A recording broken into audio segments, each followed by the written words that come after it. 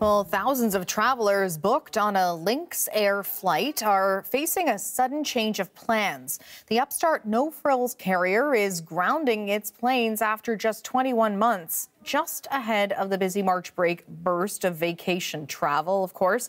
Jeannie Lee on this story for us. So, Jeannie, can you bring us up to date here? What happened to bring Lynx to the breaking point here? The breaking point of being broke, essentially, Linda. And so it really costs a lot to run an airline. And Lynx had spent a lot. It had borrowed a lot. In fact, it had liabilities of $600 million, far more than its assets. And it couldn't borrow any more. So it was basically out of money and out of time. And the story is being told in its filing with creditor for creditor protection.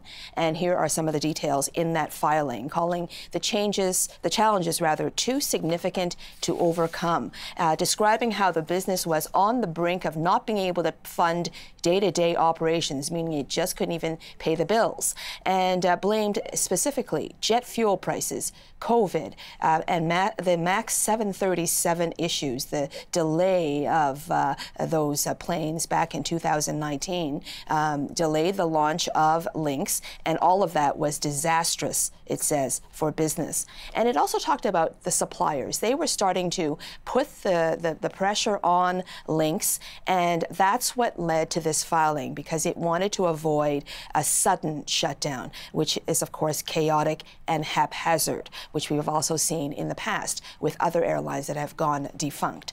Now, this leaves a lot of people who have tickets for 1 minute past midnight on Monday and beyond, basically out of luck. They do not have a ticket anymore that is valid. And so what do those people do? Now what is the question? So if you are stranded in some destination, WestJet apparently is offering tickets home for $250 plus taxes plus fees. And if you are holding a ticket that is supposed to be for travel past Monday, well, that's not going to happen. So Lynx is saying contact your credit card provider for a refund. And that means that you would have to make a new booking, perhaps. And some airlines could offer, at least one airline we know of is offering some discounts, very limited discounts. And you have to see why this would be a limited option, because now all of these people suddenly demanding travel, that would tend to lead to a surge in pricing, especially if those airlines are already pretty booked for that busy travel season. You know, I don't know a lot about running an airline, but it seems there's an appetite for low-cost carriers like these. But every time they pop up, they seem to fail. So why is it so hard for them to survive in this business? And it's incredible. I've been keeping a running tally of all of the defunct airlines out there. And just the other year, 3 years ago, I was talking about WOW airline. Remember that one? Then you had Jetsco, CanJet, Canada 3000, Sky Service, and on it goes. And it's because of various factors. It is expensive to run an airline. There isn't a whole lot of capital available to that extent when, especially for an upstart, which isn't proven yet and really needs a lot of money.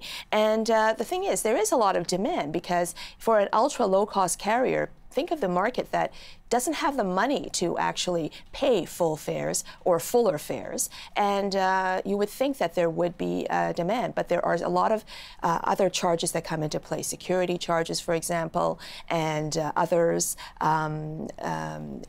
airport fees, that really add to that cost of the ticket.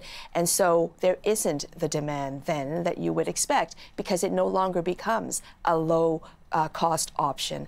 And that's why we have these upstarts, which quickly become failures.